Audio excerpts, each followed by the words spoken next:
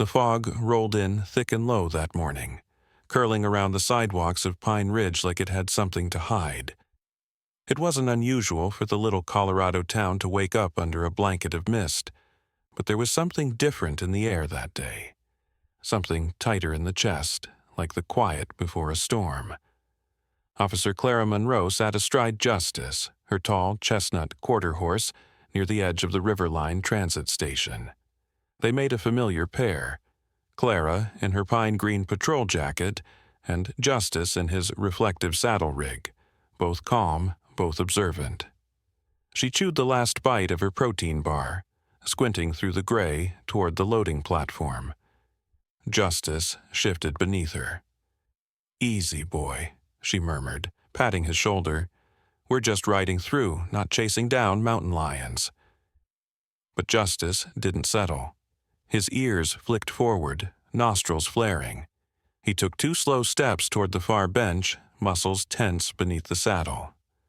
Clara followed his gaze. The platform was mostly empty. A few early commuters stood sipping gas station coffee, eyes glazed over. A mom struggled with her stroller, her toddler fixated on chasing a paper cup caught in the breeze. No one seemed to notice the worn navy blue suitcase tucked beneath the wooden bench. No tag, no one near it. Just sitting there like it didn't belong. Justice took another step, then stopped cold. "Justice!" Clara shifted in her saddle. The horse let out a low, breathy snort and pawed once at the pavement. That was new. She narrowed her eyes at the suitcase. At first glance, it looked like the dozens of unclaimed bags she'd seen over the years, but there was something off. Something in the way Justice's entire body had gone rigid, his tail stiff, his breathing shallow. This wasn't curiosity, this was instinct. "Dispatch, this is Unit 12. I need backup at Riverline Transit Station. Possible unattended package." Her voice was calm, but her hand hovered near her radio mic, just in case.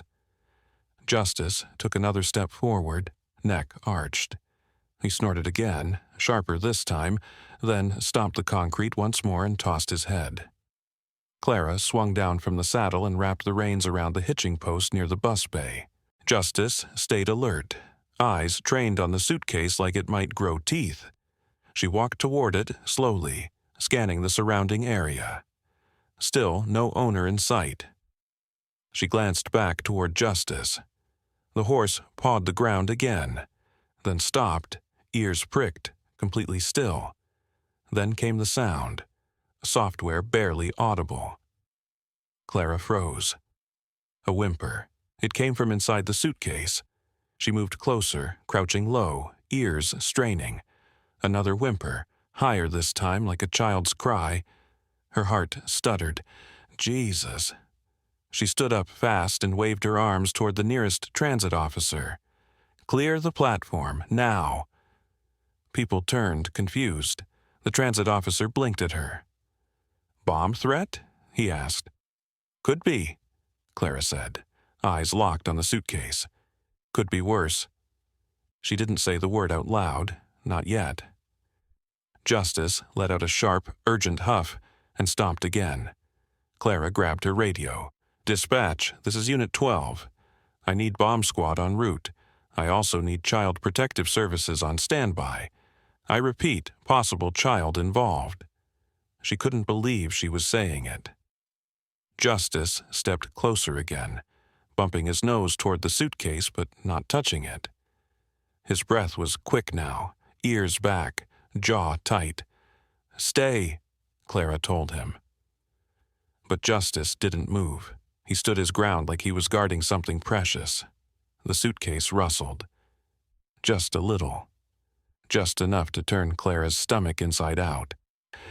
She reached for her sidearm on instinct, pointing it down, then took a breath and crept closer. Her hand went to the zipper, fingers trembling.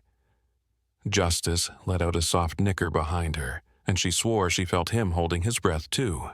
Another whimper. That was all she needed. To hell with protocol. Clara yanked the zipper. The smell hit her first: sweat, old cloth, fear. Then she saw it. A small sneaker, pink and yellow. And then, eyes, wide, glassy. A tiny boy, curled into himself, wrists bound, mouth taped, his knees pulled to his chest like he was trying to disappear. Clara sucked in a breath. Oh my God! She reached in and pulled the child into her arms. He didn't cry, didn't scream, just trembled, limp and weightless. Justice stepped forward, lowered his head, and gently nudged the boy's arm. The child blinked, his tiny fingers curling around the horse's nose like he'd done it 100 times before. Clara radioed in again, her voice shaking. "We have a live child. I repeat, live child recovered.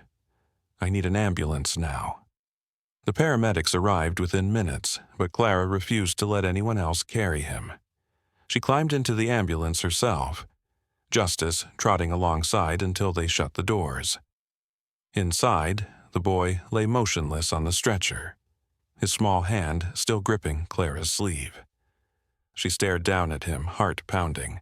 No ID, no words, no idea who he was or how he ended up zipped in a suitcase. But he was alive, and Justice, the horse who wouldn't walk away, had found him. The ambulance raced through Pine Ridge, its siren splitting the morning fog as it weaved toward St. Joseph's Community Hospital.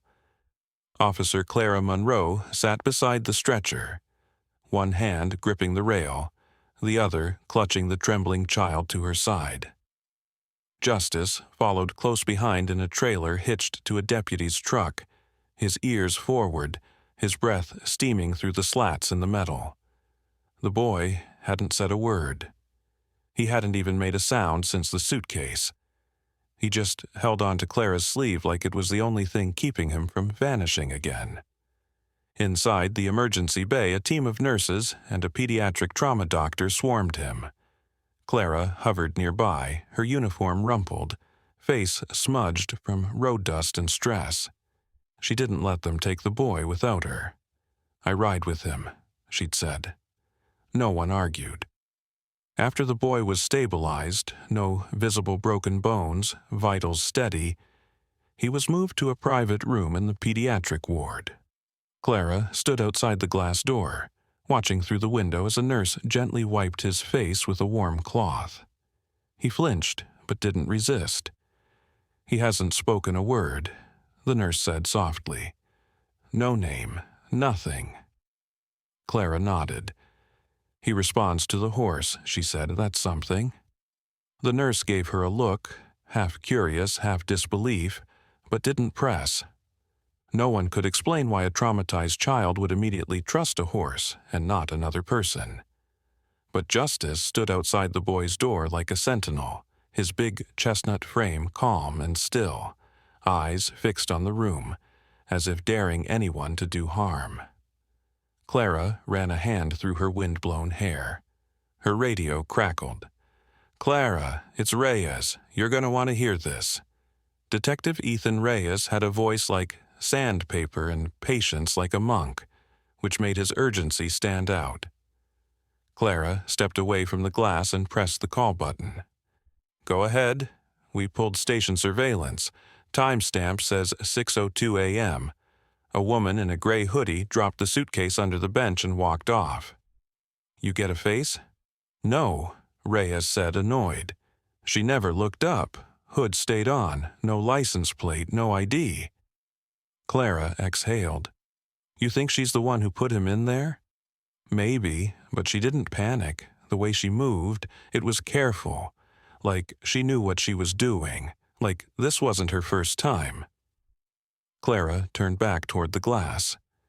The boy now had a hospital gown on and was curled up on his side, eyes open but distant.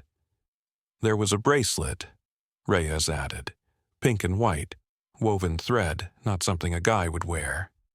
So we're thinking woman, maybe late 20s to mid-30s? Possibly.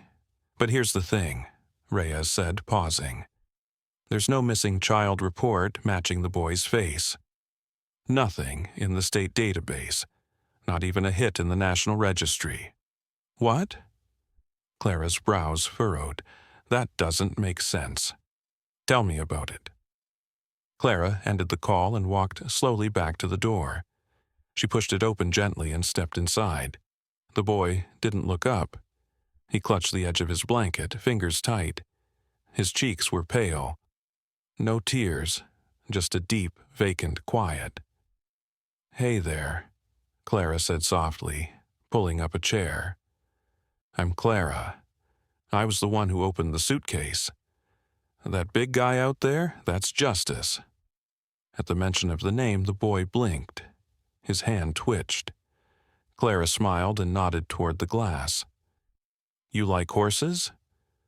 The boy didn't respond, but his eyes flicked toward the door, where Justice's silhouette waited faithfully. "I think he likes you," Clara said. "He never acts like that for anyone, but when he found you, he wouldn't move until we opened that suitcase." She waited. Silence. "Is it okay if I call you Buddy for now?" she asked gently. "Just until we find out your real name."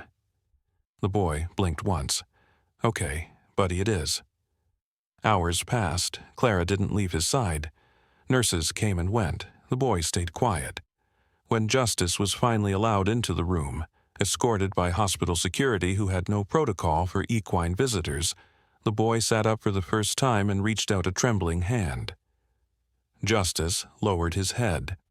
The boy touched the velvet of his nose and didn't let go. Later that evening, after the sun dipped behind the ridges and the sky bruised purple and gold, Clara stepped out into the hallway to find Reyes waiting for her with a tablet in hand. "We've reviewed more footage," he said, flipping the screen toward her. "You need to see this." It was a still image, grainy but clear enough to make her stomach drop.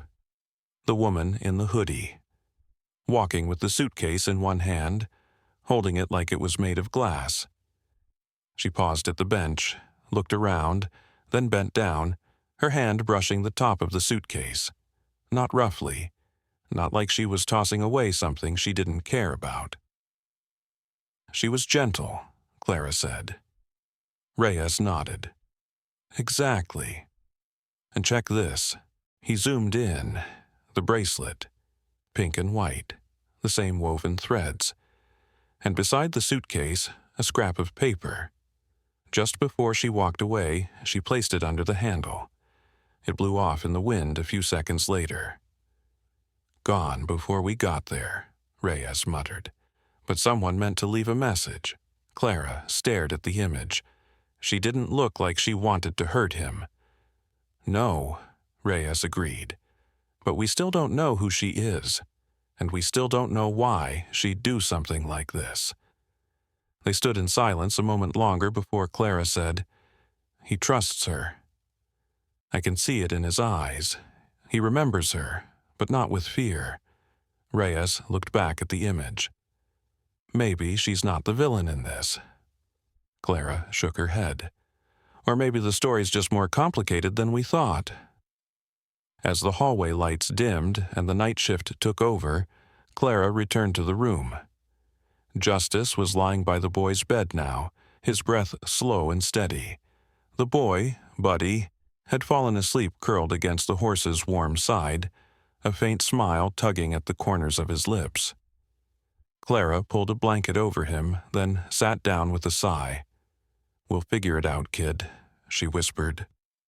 Justice opened one eye, then closed it again. Outside, the fog had finally lifted. But inside that hospital room, the mystery was only beginning. The sun peeked cautiously through the evergreens the next morning, as Clara adjusted Justice's saddle straps outside the hospital. The scent of dew and pine clung to the air, but Clara's mind was anything but clear. She hadn't slept, not really. Just replayed the image of that boy curled beside her horse, holding on like justice was the only thing tethering him to this world. Buddy still hadn't spoken. But when she showed him a simple sketch pad and colored pencils the hospital therapist brought in, he drew one thing: a horse standing in a field of wildflowers with a small figure beside it. No faces, just outlines, and a house in the background that looked handmade, almost like a child's version of a cabin. Clara didn't miss the clue. By mid-morning, she and Detective Reyes were on the road headed north, following the faintest thread of a lead. They had reviewed the suitcase again that morning and found, hidden deep inside the lining, a torn piece of cloth with hand-stitched letters, M. Hollis. It wasn't much, but it was something. Clara rode Justice, while Reyes followed behind in his SUV along a dirt road that disappeared into the state forest. They were looking for the old trail that, according to a park ranger's half-forgotten memory, had once led to a now abandoned firewatch cabin.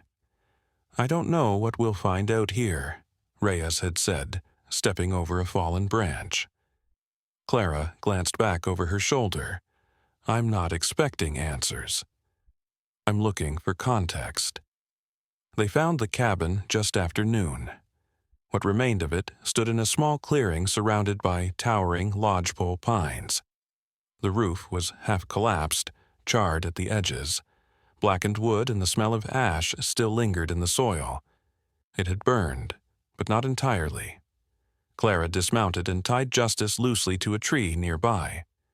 The horse nickered softly, uneasy. The place felt wrong. Quiet in the worst way. Inside, the cabin was a mess of half-burnt furniture and crumbling walls, but amid the black soot and broken floorboards were signs of something far more human. "Clara," Reyes called from one corner, holding up a water-warped children's book. The title was nearly unreadable, but the image was intact, a cartoon horse and a smiling child. She stepped closer. Scout and the Big Brave Day. Her heart thudded. Beside the book, tacked onto a wall untouched by fire, was a calendar made from scrap paper. Each day was marked with colored stickers, stars, hearts, X's. The last few days were blank. She was tracking routines, Clara murmured, trying to give him structure. On the floor were bits of crayon drawings, stick figures, horses, flowers, and one image of a woman holding the hand of a child, standing in front of what looked like a field full of tall blossoms. Reyes crouched near a dusty pile of ashes near the fireplace. "These aren't logs," he said. "Looks like she burned papers. Clothes, maybe." "There's more over here," Clara said, pointing to the edge of the room where a child-sized mattress sat low to the ground, surrounded by a circle of rocks, toy horses, and scraps of soft blankets. This hadn't been a hideout. It had been a home. She loved him, Clara said, almost to herself, or tried to. Reyes turned, brows drawn. That doesn't change the fact she left him in a suitcase. "No," Clara agreed, but her voice was quiet. "It changes why." Back outside, Justice pawed the ground near the path they'd arrived on, his breath short. He kept glancing toward the east, toward a break in the tree line. "What is it, boy?" Clara asked, approaching him. He stamped once, then started to walk. Slow, deliberate steps through the underbrush. She followed. Not more than 200 feet away, the trees opened up to a sloping meadow carpeted with wildflowers, bright yellow, purple, and white, dancing in the breeze. The sun bathed the field in gold. At the center was a large, flat rock, and atop it, a photograph, carefully weighed down by a stone. Clara's breath caught in her throat as she stepped forward and picked it up. A woman stood in the field, a boy holding her hand. They both looked healthier, clean, safe, happy, the same field, the same child. The back of the photo was blank, no message, no name, but Clara already knew. "That's her," she said. "That's Willa Hart." Reyes came up behind her. "You're sure?" Clara nodded. The nurse in Lone Creek said she came in with a kid once. No ID. Said she was just passing through. Didn't trust the system, Reyes muttered. Maybe for good reason, Clara replied, still staring at the photo. Reyes sighed and pulled out his phone. I'll put out a statewide trace on Willa Hart. Alias is unknown. No guarantee, but maybe something will stick. Clara didn't respond. She looked down at the photograph again. The way the boy clutched the woman's hand. The way he smiled, shy but open. It wasn't the smile of a child being forced to pose. It was something warmer, real. Buddy isn't scared of her, Clara said after a while. When he draws her. Reyes gave her a long look.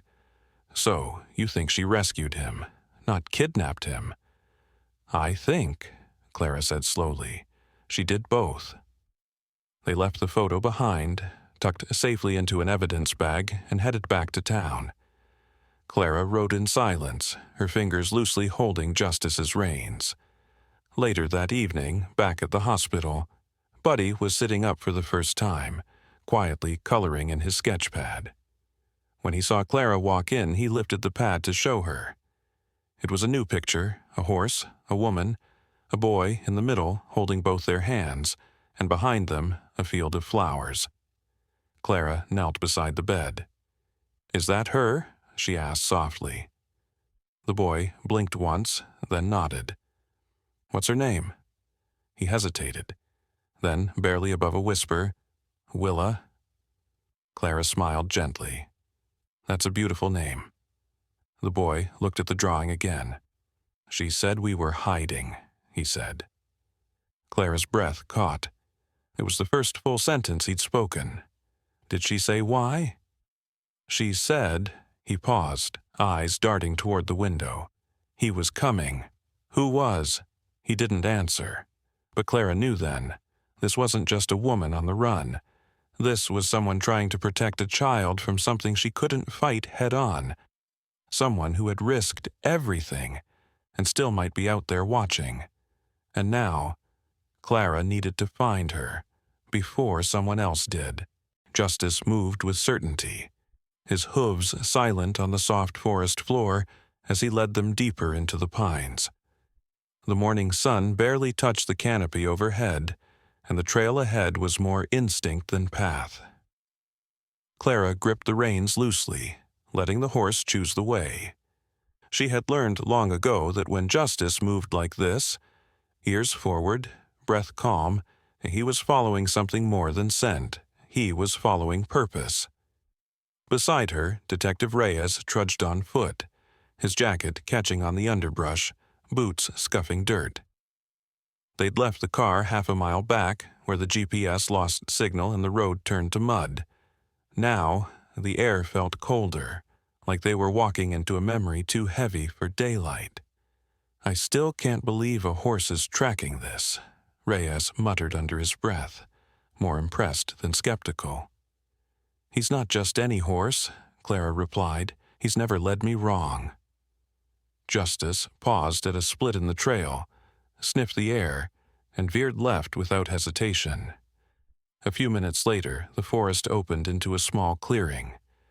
A cabin stood in the center, hand-built from timber, patched with metal sheets and cloth tarps.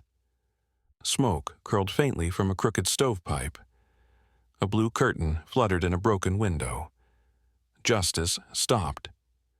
Clara slid off the saddle and rested a hand on the horse's neck. "Stay close," she whispered. Reyes pulled his sidearm as they approached the door. Clara knocked once, her other hand resting on the butt of her pistol. A voice came from inside, calm and tired. "You can put your guns down. I'm not going to run." The door creaked open. A woman stepped out slowly, her hands raised in surrender. She wore a worn flannel shirt, jeans smeared with dirt, and boots that had seen too many winters. Her hair was sun-bleached and pulled into a loose braid. Her face was thinner than in the photo, cheeks hollow, eyes rimmed with dark circles, but unmistakably the same woman. "You're Willa Hart," Clara said. The woman nodded once. "You found him." Clara's jaw tightened. He was zipped into a suitcase, left alone on a transit bench. Willa's voice cracked. "Because I was being followed. I didn't have time. I thought—" Her eyes flicked to Justice. "I knew an animal would sense him. I was desperate. You could have left a note, something." "I tried," Willa whispered. "The wind took it." Reyes cuffed her wrists gently. She didn't resist. As they walked her toward the cruiser parked down the mountain road, she looked at Clara. "Is he okay?" "He's safe," Clara said. "That's all I wanted." In the back seat of the SUV, Willa sat quietly, eyes fixed on the trees sliding past the window. Clara drove while Justice followed in the horse trailer behind them, a steady presence even through steel and glass. Back in Pine Ridge, Willa was processed and held for questioning. She never once asked for a lawyer, never raised her voice. "I didn't steal him," she told the officers. "I saved him." The interview room was quiet except for the hum of the overhead light. Clara sat across from Willa, her notes untouched. "Start at the beginning," Clara said. Willa took a deep breath. "His name is Miles Hollis. He's the son of my half-sister, Emily. Emily died 3 years ago in a car crash. After that, custody went to his biological father, Martin Hollis." Clara recognized the name instantly. "Why didn't you get custody?" "I tried," Willa said, her voice tight. "But I wasn't considered stable. I lived out of my car at the time. I didn't have full-time employment. Martin had a house, a job, a clean record, on paper." Clara leaned in. "What about in reality?" Willa stared at her hands. "He was cruel, quietly, methodically cruel. He punished Miles for speaking too loudly. Would lock him in the basement for hours if he cried. I tried to report it. No one listened." Reyes entered with a file folder and placed it in front of Clara. "You'll want to see this." Inside were sealed records from a Child Protective Services case in another county. The contents had only just been unsealed through a back-channel request. Martin Hollis had 2 prior complaints filed by neighbors for child endangerment, both dismissed for lack of evidence. No charges were ever filed, but the details were ugly. Isolation, malnutrition, erratic discipline. The timeline lined up with Miles's placement. This is what you were running from?" Clara asked. Willa nodded. "I took him one night when I saw bruises. When I heard him whimpering through a vent, I didn't know what else to do." "You've been off the grid for 2 years," Reyes said, "living in burned-out cabins, faking names at clinics." "I didn't have a choice," Willa said. "I thought I could stay ahead of them, but someone found us. I saw a car I didn't recognize circling the cabin. I knew I didn't have time to pack. I didn't want to leave him out there, but I thought maybe someone, or something, would find him." Clara swallowed hard. "A suitcase, Willa? I put food in it, water, blankets. I told him to be brave. I told him justice would come." She looked up, her eyes full of pleading. "And he did, didn't he?" Clara couldn't answer. Not yet. That night, Clara returned to the hospital. Miles was asleep, curled on his side, his fingers still loosely clutching the mane of a plush horse toy a nurse had given him. Justice stood by the window outside his room, head low, eyes half closed, as if keeping watch. She stepped into the room, sat on the edge of the bed, and pulled out the photo from the cabin, the one in the flower field. "You know," she said softly, "your Aunt Willa, she told me everything." Miles stirred, blinking slowly. "She said she tried to keep you safe, that you and her had to hide for a long time." The boy didn't speak, but his eyes held something like recognition, or maybe forgiveness. "I saw the flowers," Clara continued, "and the cabin. You were brave, just like she asked." He whispered then, barely audible, "She said justice would find me." Clara smiled. She was right. The room grew quiet again. Outside, the wind rustled through the pines, and somewhere down the corridor, a machine beeped in a steady rhythm. Clara stood and gently tucked the blanket higher on his shoulders. "You're not alone anymore," she said. Justice let out a quiet huff, as if agreeing, then lowered his head, touching the glass with his nose. And Miles smiled for the first time since he was found. The courthouse was quiet that morning. No reporters, no crowds, just the soft echo of heels and the rustle of legal briefs echoing through long, cold hallways. Officer Clara Monroe sat at the back of the courtroom beside Miles, who wore a borrowed button-down shirt too big for his shoulders and a pair of canvas shoes that squeaked when he walked. His small hand was folded into hers, firm and steady, like he understood this moment mattered. Justice waited outside, tied to a hitching post under a maple tree that had just started to turn gold. He didn't pace. He didn't fuss. He simply waited, his chestnut coat gleaming in the sun, ears twitching at every courthouse door creak, every step inside. Willa Hart stood before the judge wearing a simple gray sweatshirt, her wrists no longer in cuffs. Her face was calm, her posture still, her voice low but clear. "I didn't take Miles to hurt him," she said. "I took him because no one else would listen. I had tried everything. The system failed him, and I knew if I left him there, he wouldn't survive." She didn't cry, didn't raise her voice. She simply told the truth, one sentence at a time, like placing fragile stones on a path. The prosecutor didn't argue.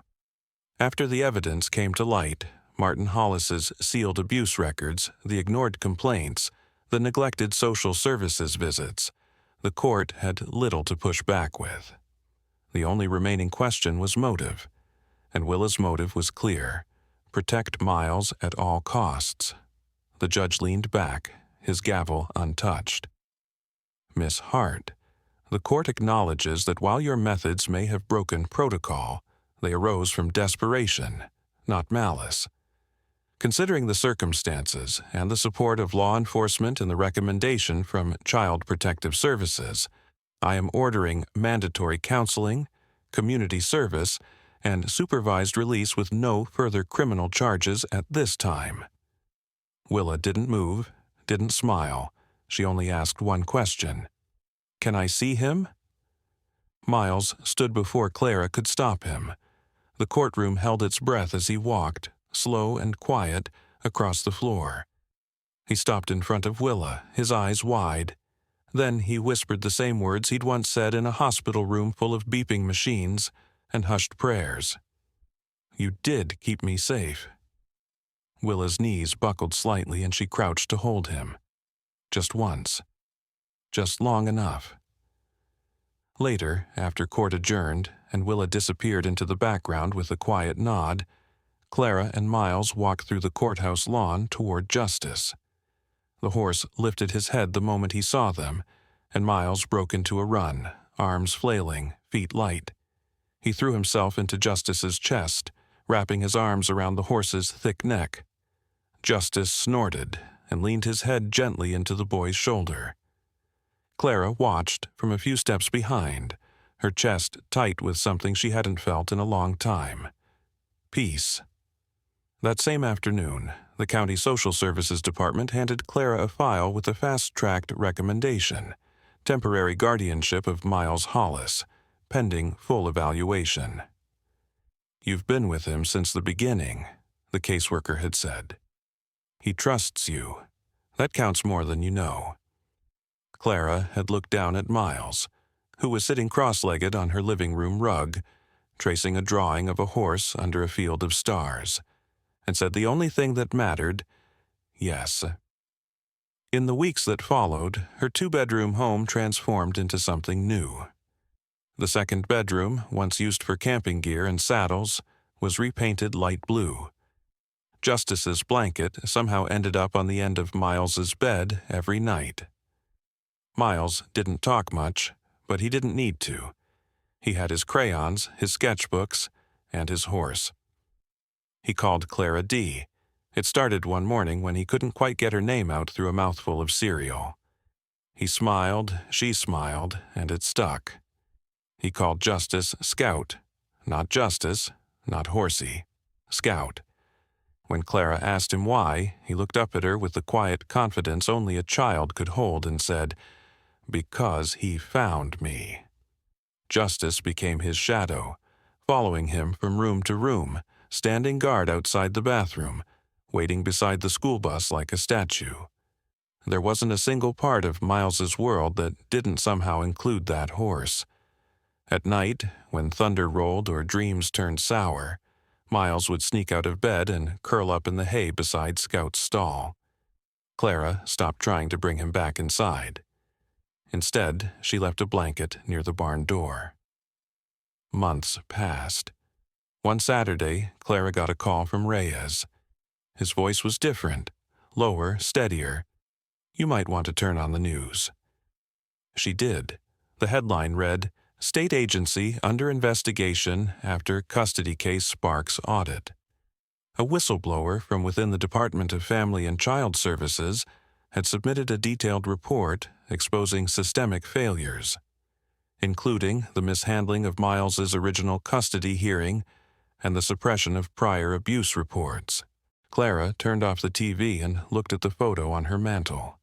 Miles and Scout in a field, the boy's arms around the horse's neck, the same way he'd clung to him that first day. Justice had saved his life, and Willa, despite everything, had been telling the truth. A week later, under careful supervision, Willa was permitted to meet Clara and Miles at a quiet park outside town. She brought with her a worn book, Scout and the Big Brave Day, and a stuffed bear that smelled like wood smoke and wildflowers. Miles didn't say much. He didn't have to. He ran into her arms, held her tight, then stepped back and said with certainty, "You can rest now." Willa smiled through tears. "I tried, baby." Clara stood at a distance, watching, her hand resting on Justice's halter. The horse didn't move, just blinked slowly in the sun. No, this wasn't a fairy tale, but it was real, and sometimes that was enough. A month later, at Pine Ridge Town Hall, the mayor stood awkwardly at the microphone, clearing his throat. "Today, we honor Officer Clara Monroe and her horse, Scout, formerly known as Justice, for extraordinary service and bravery. But more than that, we honor the bond between a child and the animal who refused to give up on him." The room erupted in applause. Clara didn't take the mic. She just knelt beside Scout, who now wore a polished silver badge on his bridle and a red ribbon on his collar. She looked into his eyes, whispered into his ear, "You saved him. You saved us both." Miles ran up to the stage and hugged them both as the crowd stood to their feet. That night, after the lights dimmed and the applause faded, Clara tucked Miles into bed. The ocean sound machine hummed softly on the nightstand. Outside, the wind stirred the leaves. "You still scared sometimes?" she asked. Miles shook his head. "Because of Scout," he said, then paused. "Because I know I'm not lost anymore." Clara leaned in, kissed his forehead, and whispered, "You were never lost, kid. You were just waiting to be found." And from that day forward, whenever Scout walked through the streets of Pine Ridge, be it for parades, patrol, or just a quiet stroll, people didn't just smile. They remembered. They remembered the suitcase, the boy, the woman who wouldn't give up, and the horse who refused to walk away.